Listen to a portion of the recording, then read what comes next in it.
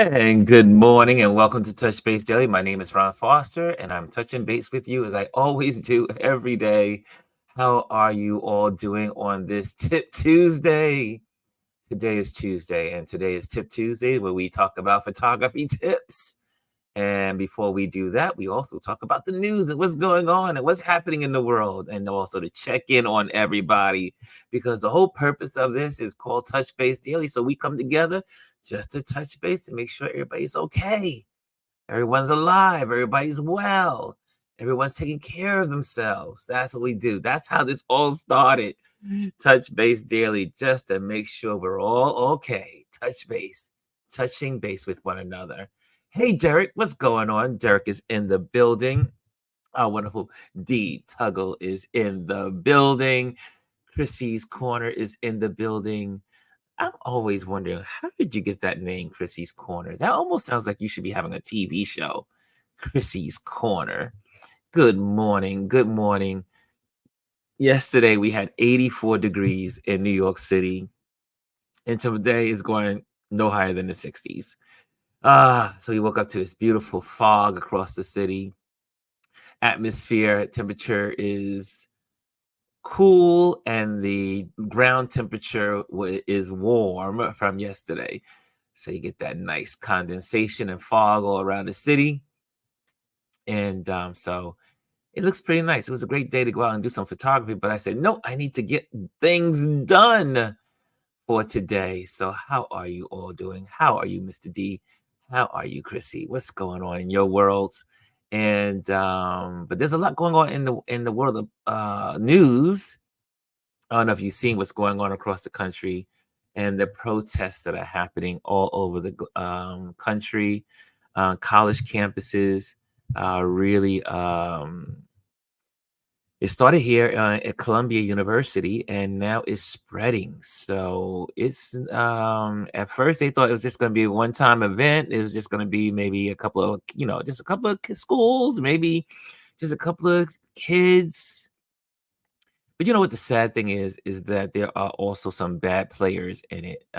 But what do you guys think about that? What do you think about the college students protesting around the country?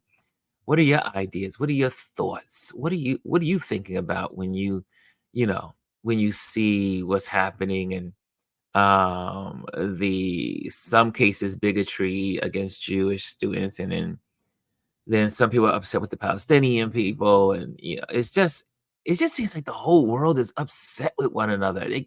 It's like we can't get along and we cannot have conversation. And college used to be the place where people gather to exchange thoughts. It used to be the place where people say, look, I don't believe in what you believe in, and this is why. Or I believe in this. Here is why. And you were able to have discord without having discord, like fighting. And, for the most part, it's been peaceful around the country, but it has been really bad. Obviously, I think it's in Embry-Riddle. Is it Embry-Riddle? I think it is. Down in the southern states. I know I'm always picking on the southern states, but because they're the most radical of all. But they were attacks, and I think some kind of agents were used on some of the students, protesters, and hey, it is a constitutional right to protest. And I can see it from both sides. I know that sounds like a cop out. Um, there are students that need to go to school for, especially here in Columbia. 'Cause that's the one I've been really following.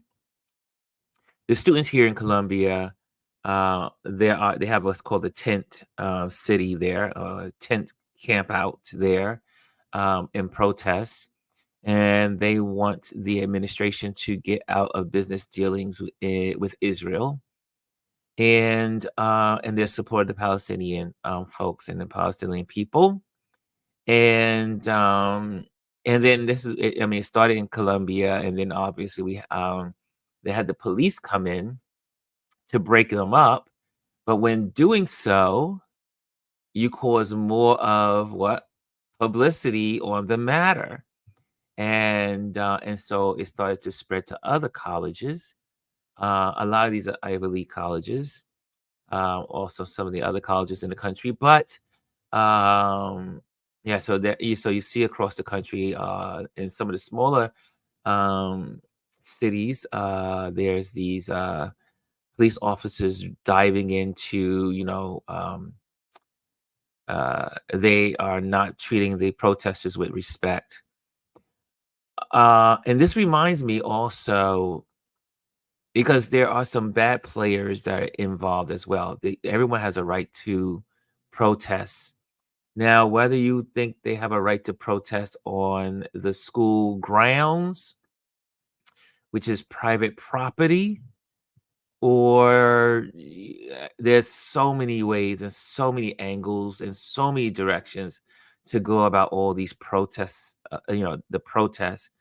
I mean, before I tell you where I am, where are you guys on it? Have you guys been following this? Have you guys been following what's going on? Let me see. Wait, first, let me say hello to some people. Hey, Jamel's in the building. Jamel says, "Good morning, family." And I see Gwendolyn is in the building after a long journey this morning. Welcome. Elise is in the building. This is up her alley. This is up Elise alley because she's an educator. Um, Chrissy's Corner. I made up this name like Chrissy Ann's Way. Is my slice of the world where I share what I like. Oh, okay. There we go. Yes, Elise says, "Good morning, everyone." She sends her love to everyone. But yeah, this is one of those subjects that's I don't think they thought, I think they thought it was going to be squashed after, but this is really spreading, and it's spreading across many colleges across the country. Um, so I'm curious. I'm just curious how you guys feel about it. And I said, this is something I want. I mean, we're going to obviously save the last half hour to go into our lesson, which is, let me just give you that, the fundamentals of, let me pop that. We'll be talking about the fundamental use of the rule of thirds. That's what we're talking about today. And so get your pads and pens and pencils and paper together so we can, or your tablets. So we'll dive into some tips on photography. But I am curious of how you feel. I see it. Chrissy says, you should be able to peacefully protest. It's no different than apartheid protest many years ago. I agree, Chris. Um, and there's been protests all throughout. I mean, hello, America was created on a protest, technically. Protesting has been a part of the American culture and American society from the beginning and before America became a country. So protest is in the First Amendment, sorry, in the Constitution, right? So it's important. It's important, but I don't know if it's okay to destroy property while doing it. There were some kids, I said kids, there were some young adults that took hammers to a couple of one of the campuses and broke out windows and all that stuff. I think I know there's a fine line in protest, but once it goes into violence, I think then it's a little sketchy when it starts, especially when you're destroying property and you're also impacting others in a negative way, which are your peers. And the purpose of protesting is to interrupt. So again, it feels like there is no correct answer on this matter. And there are many sides on this matter, but it is interesting to me how people have polarized the conversation. And I remember when Black Lives Matter was out in the streets protesting, and there were some bad players that became embedded into the Black Lives Matter movement and made Black Lives Matter look like they were tearing up the city, burning down the city, just right here in Fort Greene, Brooklyn. I remember. And it happened in Union Square as well. There were protests going on. The Black Lives Matter folks were peaceful. They were doing their thing, just protesting at Barclays Center and here in Fort Greene, moving through the streets. And then there was these three lawyers, I do believe three lawyers that were from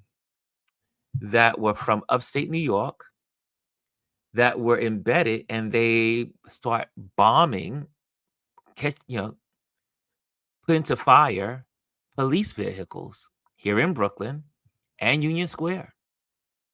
And they were white folks. They were white folks embedded, and they made the Black Lives Matter folks look bad. So not everyone that's a part of the crowd is with the crowd. It's always infiltrators. So what do you guys think? Okay, I saw Lisa say something. Let me see here. Lisa says, I okay, hold on. I'm not sure why anyone. Okay, there we go. I wish this young folks would have this same energy for issues in our own country. I'm not against them using their voices in this issue, but we have to get our own house in order first. Lisa, like I said, I said I wish that the same fervency that folks are, banding together. And like I said, I get it. Let's really go all in to support our Palestinian brothers and sisters. But I wish there was the same fervor for other things that matter as well, like our country, like people being aware of Project 2025. I mean, there should be people losing their minds that there's even a thought that Project 2025 has already begun its damage in our country. You would think there would be an outrage for that. And I get the outrage rage overseas, but I'm curious about that. What do you guys think? What do you guys feel about that? I mean, Lisa brings a good point. The fervency for other matters when there's so many matters here at home that need to be taken care of. Elise says, where was all of this energy for January 6th? Right. Where was it? Where was all of this energy? Here's another one. Chrissy says, it will continue to spread because people have a right not to support something that goes against their beliefs. Nice. I see that. I see you guys. And Paro says, yes, it's the infiltration of the term woke too. Yes. I mean, remember when woke was a good thing. Erica Badu used to say woke, stay woke. That was at the end of her messages. Stay woke. And there were people that corrupt the term. Okay, that's a good one. I see. Hey, good morning, Anthony. Anthony Rollins in the building. Elise says we are easily distracted. We are easily distracted. Christina's Corner said, usually the bad actors come in from other areas or states that have the sole purpose of inciting violence. Yeah, there are people in our society that just love to incite violence. I mean, isn't that like I said, Black Lives Matter was a peaceful march across the country. But there were infiltrators. They were right here in New York. And those two lawyers did get arrested and are now serving. They were bombing police vehicles in New York City. Elise says, Elise. Lisa says, I believe that Biden will lose based on this issue.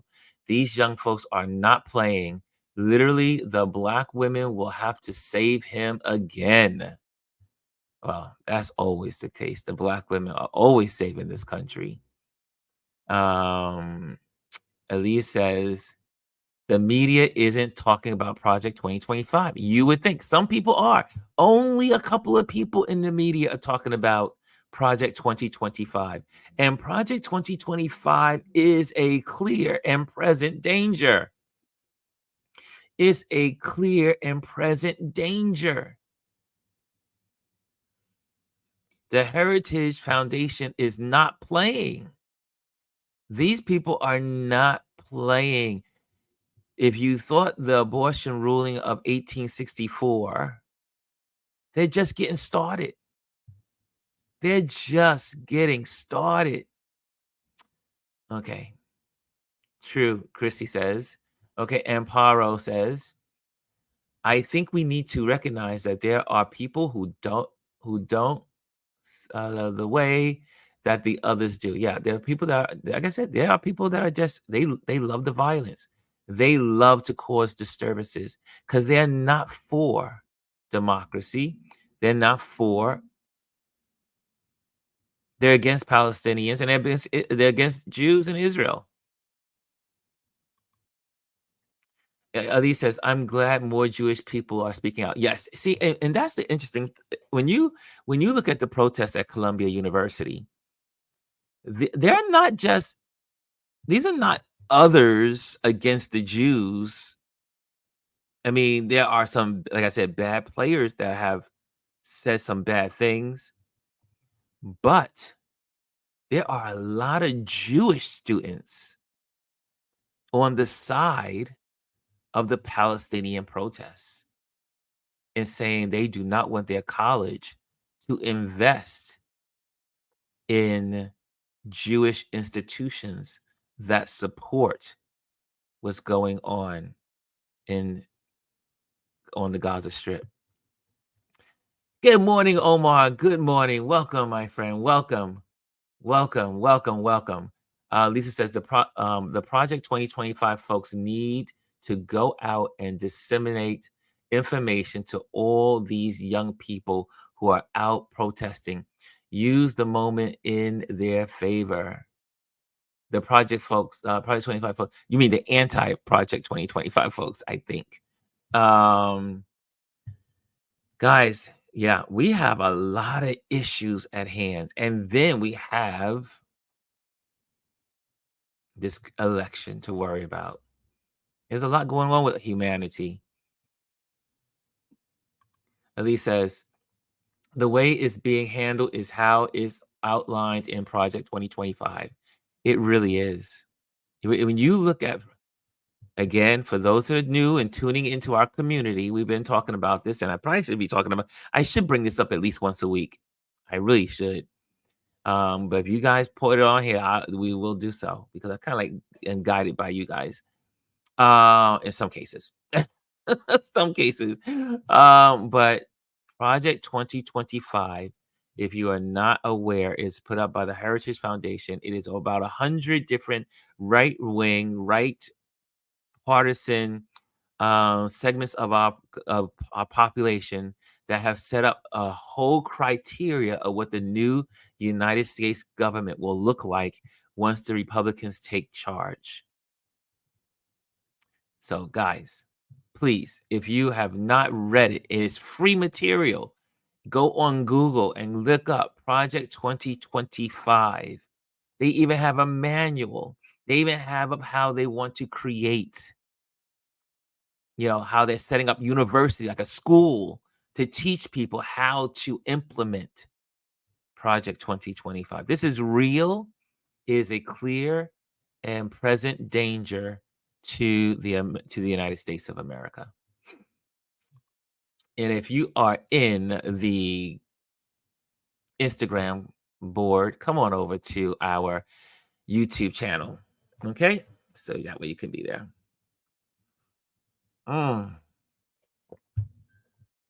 Nothing like water. Okay, so I see here. What else I see here? Okay, there's some more, and then we're gonna start diving in. Empower says to Elise, it happens to one, it happens to all in some circles. Oh, let me put that on the board. Melanted melanated folks, Jewish people, Asian people, women, same bucket. We are all in the same bucket. The Heritage Foundation is really all about power, white males in power. The rest of us, all of us, are in the same bucket. Chrissy says woke, DEI, CRT, and all other terms that deal with race and justice issues are being co-opted. Very true. It's a on war on all of this on people of color. Lisa says the problem is many Jews think if you speak against an issue that the Jewish government put in place, you are anti-Semitic when that happens. Yeah, there are some people like that, but there are other people that are able to out to think outside the box and know that two things can exist at the same time. Okay, here we go. Here we go. Okay, okay. We got the last of this. Here we go. And Pearl says the photo. She says it's so frustrating because you know what the terms really mean, and then you hear the media parroting these ridiculous new definitions. Absolutely, Amparo. Okay. So here's another headline, and then we're gonna go on. This was just so. This headline was just so disturbing that I just had to put it in here. Christy Nome doubles down amid dog killing controversy. Have y'all heard about this? Have y'all been following this? For those that don't know what Christy Nome is, she is the governor of South Dakota, and she was one of the folks in the bidding for being vice president for the Trump campaign or the Trump presidency, if there was to be one. And so she is crazy. She's also a rocker, but sorry to be name calling, but I just have to just call a spade a spade. Sometimes you have to call, but not only that, but the cruelty.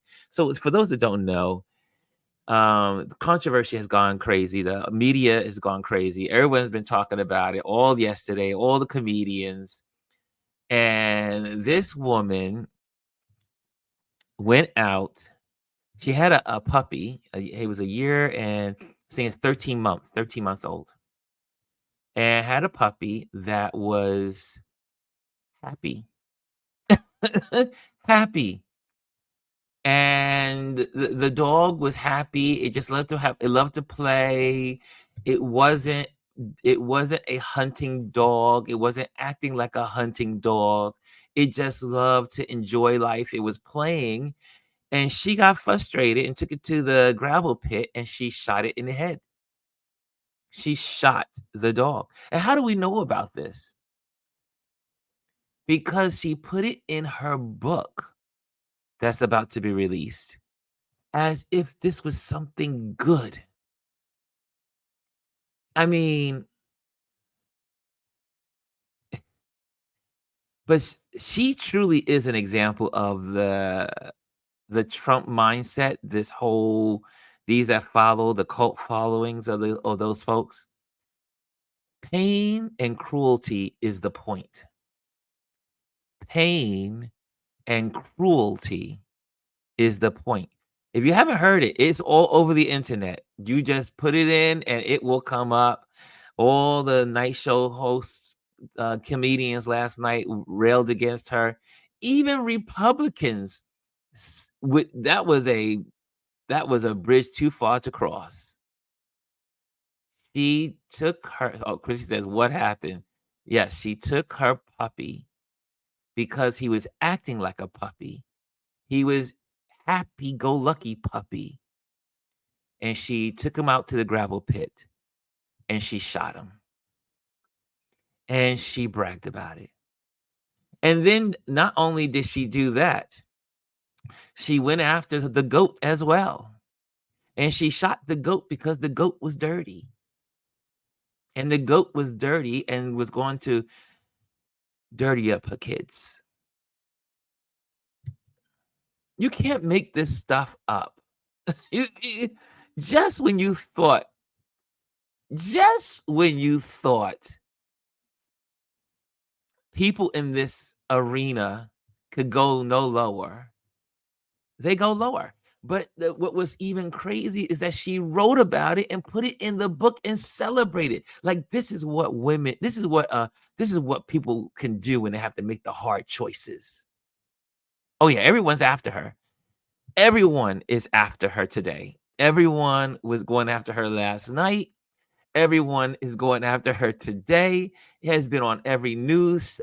I mean, it's been out. Like I said, I just thought, and for all, and there's only, there are not too many things that bring Americans together from all parties or thoughts. But most people are animal lovers. Most people love dogs. They may not want a dog in their house, but they ain't gonna kill a dog. I mean, we remember what happened to Michael Vick. They lost their minds. They lost their minds. Even he served time and he got out and he wore the scarlet letter. I was reading about Mitt Romney. He did a spoke and he put the dog on top of the car as they traveled around country on tour, he and his family. And it cost him the election because he had the dog on top of the car. People lost their minds. There's one thing all Americans do is they love their dogs. They love their dogs. So anyway, I just thought I would bring that to your attention in case you're like, Ron didn't mention this. Where did this come from? Elise says this is a very can anyone, I mean, I had a good friend. She's still a good friend. But when I was working here in Brooklyn back in the day, I had a friend that was on my team, and she went to John Jay College, and um, she studied, it was serial killers.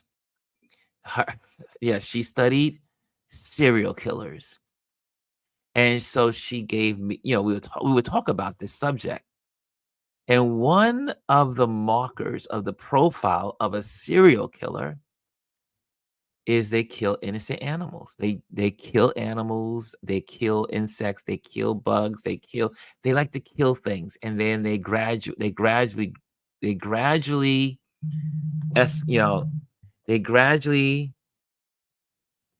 what do you call it, become worse and worse. And it's insane. It's really insane.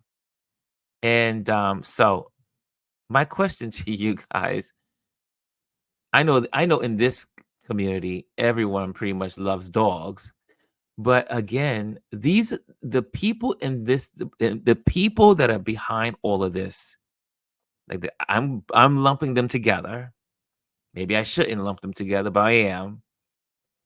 The people that are in this party, this cult, even some of them, this is a little too far for them, but to some of them, it's okay. She did nothing wrong. Cruelty and pain is the point in the Republican Party. Cruelty and pain to others is the point. You wouldn't feel comfortable about. No one would even confess that. And no, to put it in a book, that's crazy.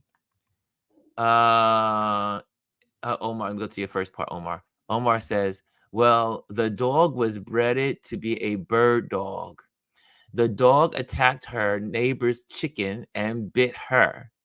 Not defending her decision to execute the dog, but there are a few people who do that to animals. Omar says, if they don't do their specific purpose, they get rid of it.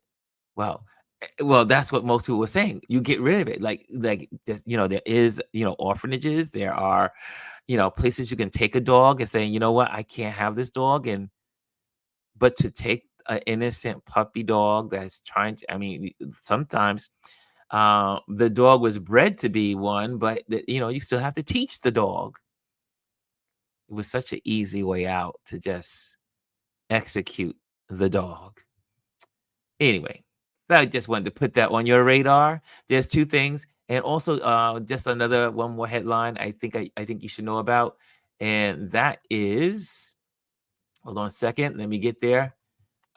This is something that we should keep an eye on, y'all. We should keep an eye on, and it's the bird flu. Keep an eye on this because now not only has it affected the birds, it has been found in the cow milk. Now they're looking at the cow, meat, which thank God I'm a vegetarian. Um, but now they found also signs of bird flu in a dolphin. So this thing is getting and they also found it in one human. So keep an eye on this subject. It is going to slowly evolve. Okay, so just wanted to give you guys some headlines today, and I think it's time to dive into some lessons. We're here to it is Tip Tuesday. We're here to learn. We're here to learn. So let's do that. Okay, guys. Looking through some of what you guys are saying. Last days and times. Let us eat pork. Good. Dr. Talk says, good Lord. And if she was humiliated, dog, she'll heal it. Yeah, and annihilate people. She is a pure waste of. Oh, I won't go there, Dr. Tachi. Be nice, Dr. Tachi. Okay, guys, here we go. Let's go to class. Let's get to class. Okay, let me just get set up here. Let me pull this in. Let me get this off. And for all, and this came out. Remember last week we were talking. We got briefly on composition for photography. Let me get this little screen here correct. Let me pop this away. Pop that away. Okay, there we go. And can I give you a little commercial break? Um, if you are interested in photography and you would like to learn photography, make sure you reach out to me. I do virtual basic photography 101. And if you want to learn, come on over, reach out to me, and we will set up some classes and get you all schooled in some basic photography to help you along the way. Okay, there we go. Just had to get that little break message. Okay, the fundamental use for the rule of thirds. So last Thursday, we stumbled upon the golden ratio. That was pretty cool. Amparo really brought us into composition. So I said, I talked to Gwendolyn. I said, what do you think about, maybe this would be a good subject.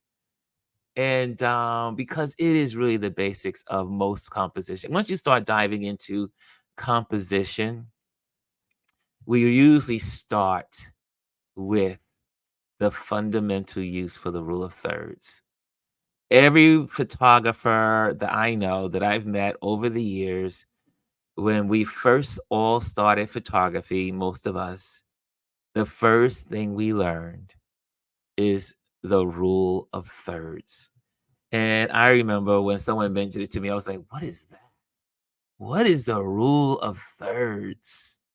And it's a very simple concept, but it is one of the first compositions. And so, since we are a community and we're taking this step by step as we learn every week about photography on these Tip Tuesdays, this was a good one. I thought you would enjoy it. So let me get this in here. I think I can I really can go full screen. I think I could do that too.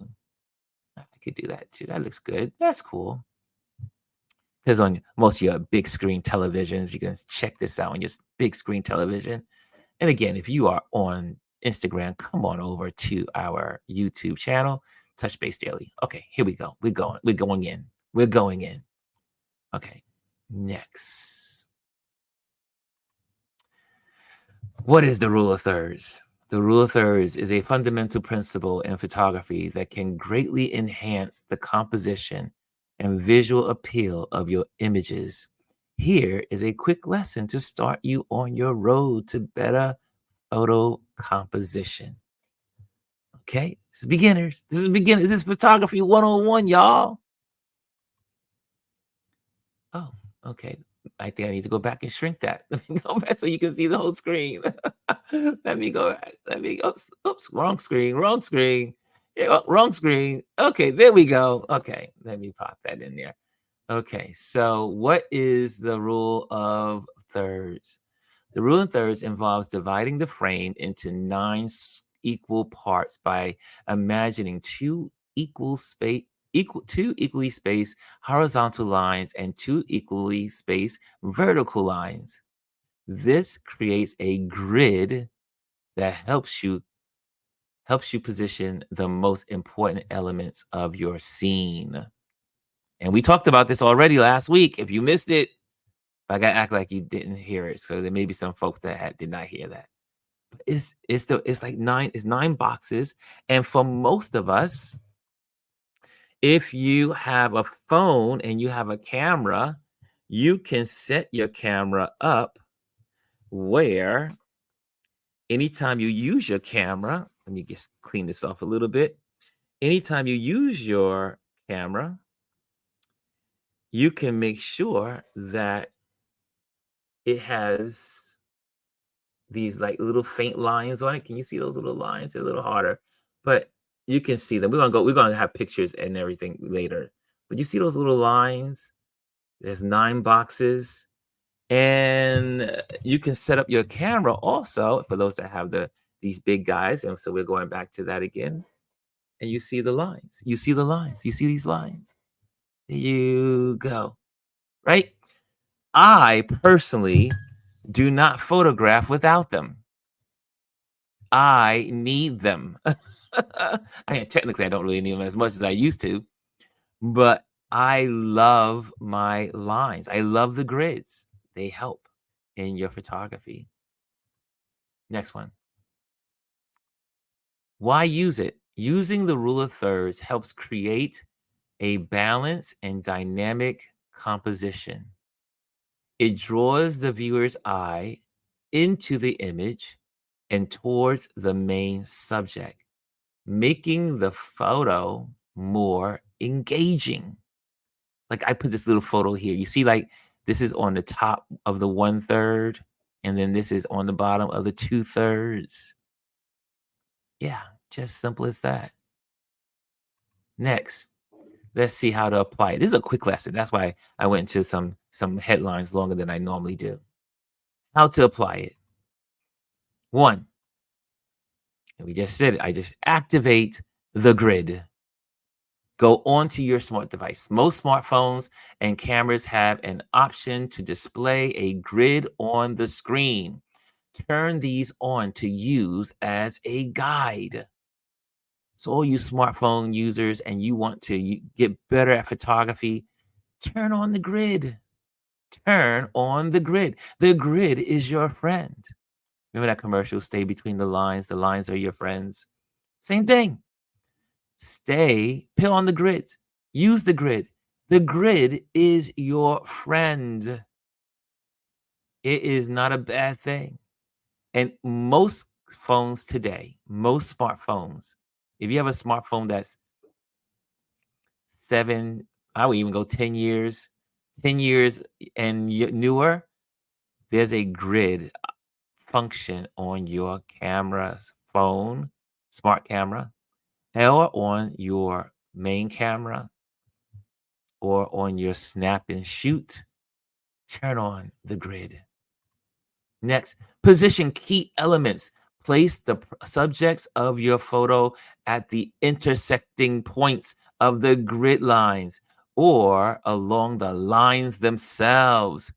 And what did we learn last week? Those intersections are also called PowerPoints.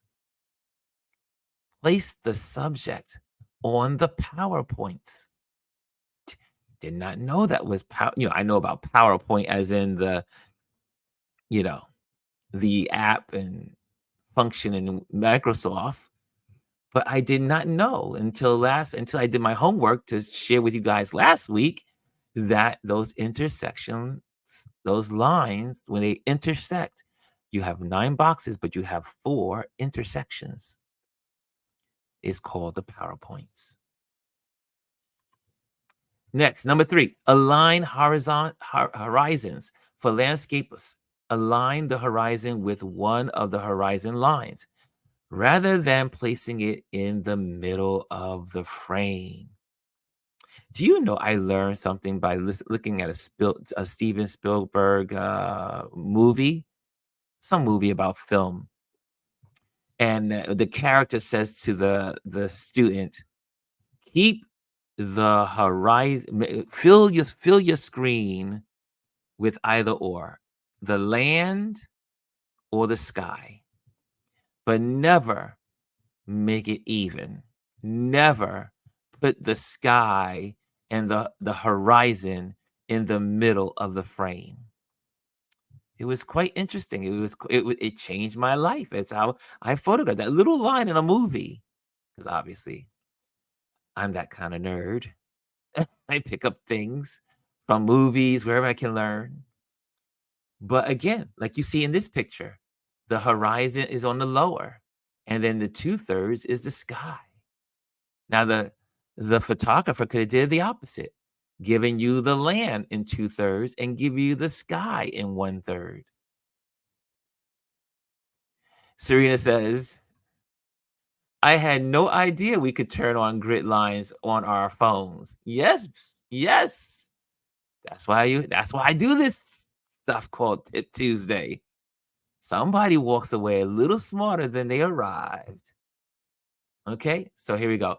Align horizons for landscapes. Align the horizon with one of the horizontal lines rather than placing it in the middle of the frame.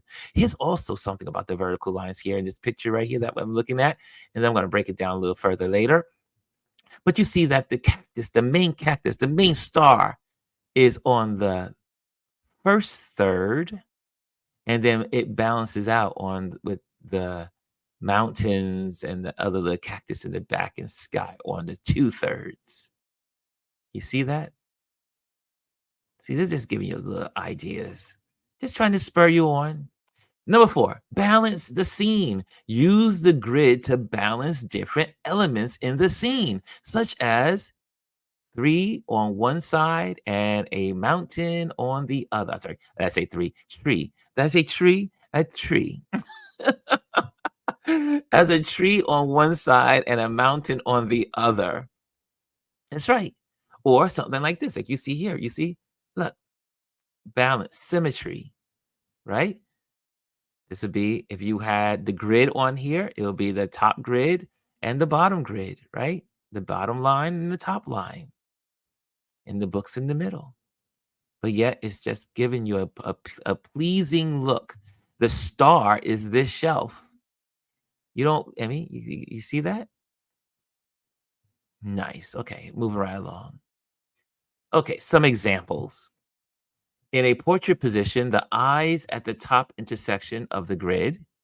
In a landscape, place a tree along the left or right vertical lines and the horizon along the bottom horizontal lines.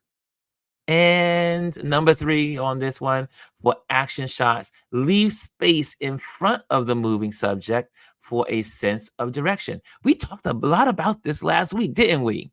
But I just said, let's dive in a little more. Omar's teasing me. Omar says, you are listening to the NPR Political Photography Podcast show. I did that pretty well. Yeah, I guess my years of NPR is paying off. So these are some examples. Here we go.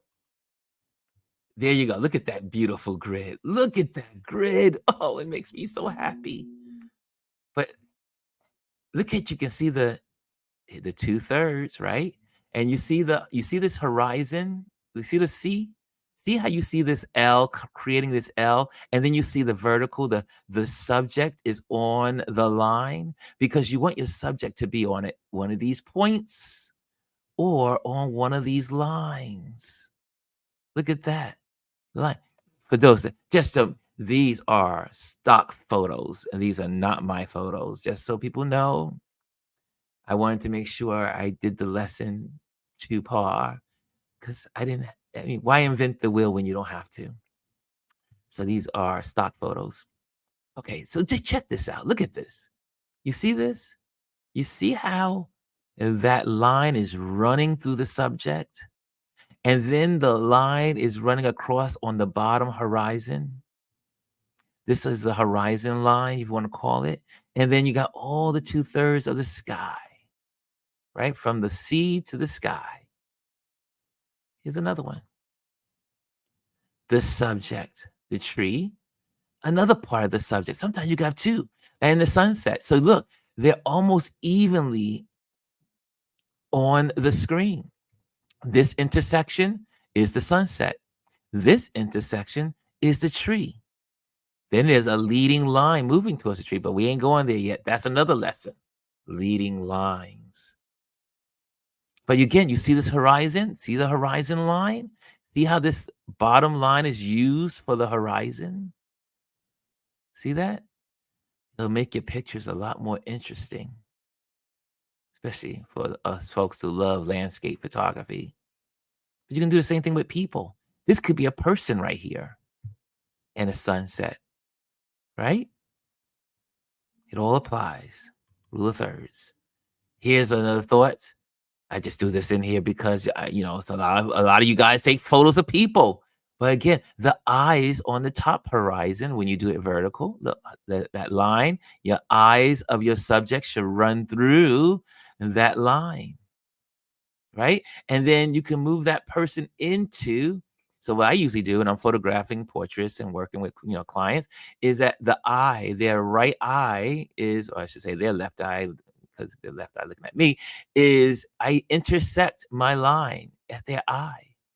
Now, if I'm trying to do something over that's a little more important, then I will balance them within the frame. But their eyes are usually located on this line.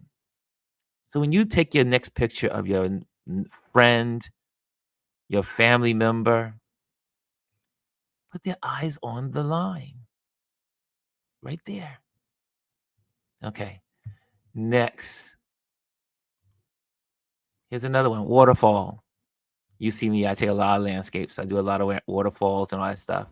I pop this could have been one of my photos, but I just said, nope, my photos are too large to put into this slide presentation. It makes it slow. So I had to get very low resolutions. But here we go. Look at that. Bottom horizon. But again, two-thirds. Look at this. Two-thirds. The land mass is in two-thirds, and then the sky. Look at the waterfall. The waterfall is the subject. It is on the line, right? On the line. So, is this helpful? Is this helpful? Somebody tell somebody if this is helpful, please hit a like. No, don't hit the hearts. Hit the like. And this is your first time here, subscribe and like. Okay? Okay, here we go. I think this is our final one. And but look at this one. Here we go again. Now you see here, the horizon line is just slightly above this line because the subject is the person. Look, the person's on that line. And this photo can lead you to another composition, but I'm gonna stay away from it. I'm gonna stay away from it. But some leading line. Oh, okay, I just went there.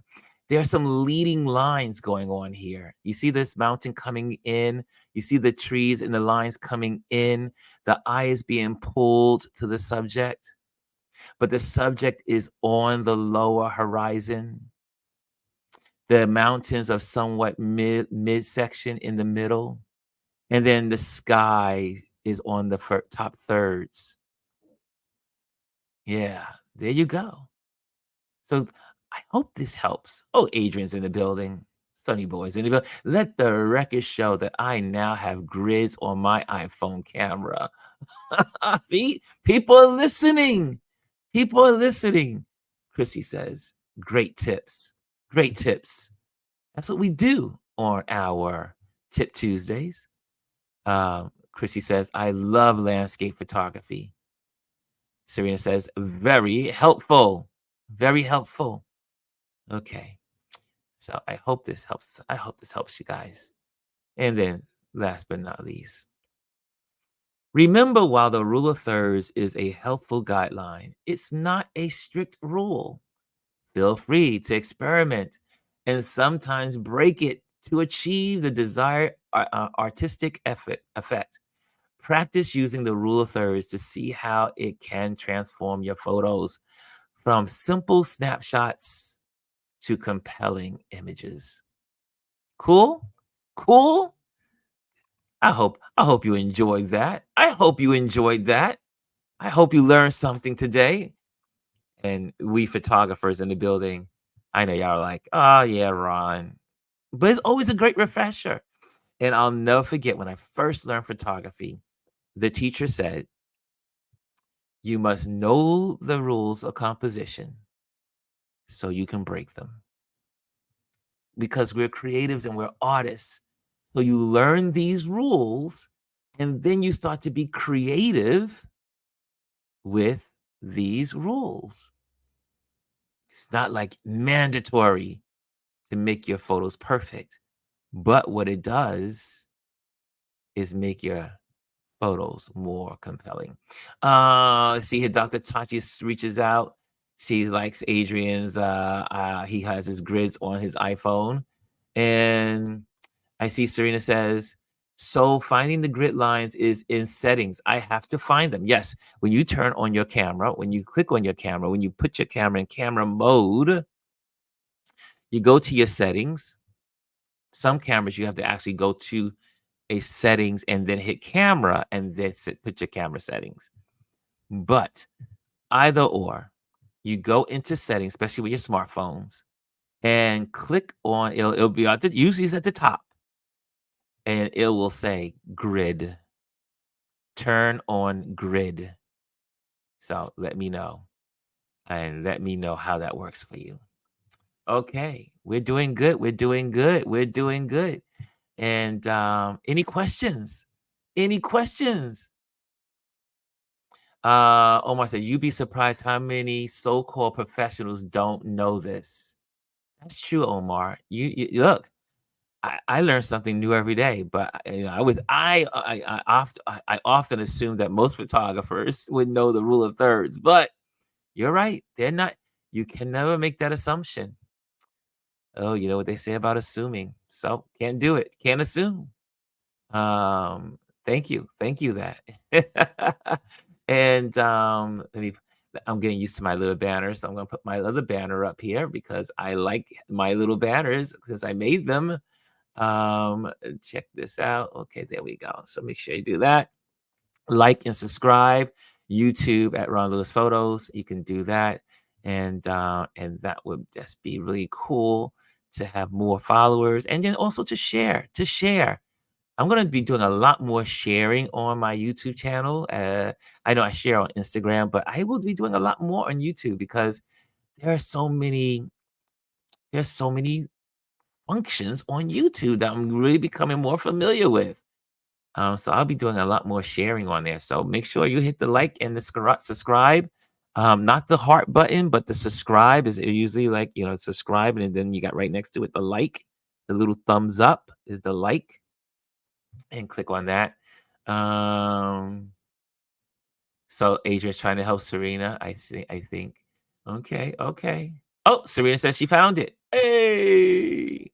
Oh my goodness, she says. It's like finding gold. Let me tell you, the grid line saved my life. Saved me as a photographer, especially when you're starting out. Yeah.